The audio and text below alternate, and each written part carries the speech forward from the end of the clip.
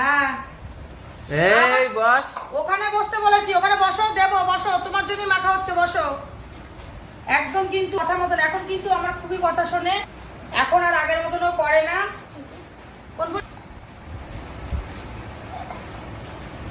দেখেছো কত লক্ষ্মী মেয়ে আমার, আমার মেয়ে কত লক্ষ্মী, আমার ছোনা মা।